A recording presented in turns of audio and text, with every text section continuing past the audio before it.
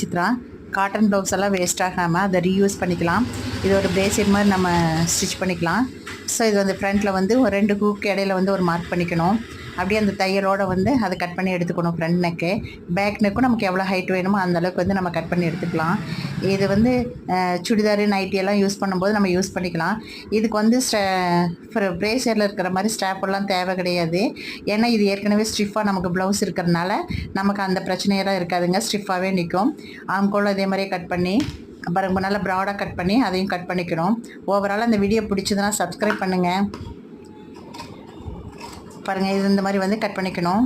Next வந்து ஃப்ரண்ட்லேயே எல்லாமே cut பண்ணி நீட்டாக ஃபினிஷ் பண்ணதுக்கப்புறம் பைப்பிங் வச்சு நம்ம தைச்சிக்கலாம். இல்லைனா அதே கிளாத்லேயே வந்து நம்ம உருட்டி தையல் போட்டுக்கலாம். பாருங்கள், இப்போ வந்து பிரேசியர் வந்து நமக்கு ரெடி ஆயிடுச்சு.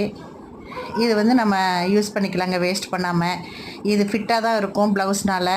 தேங்க்யூ.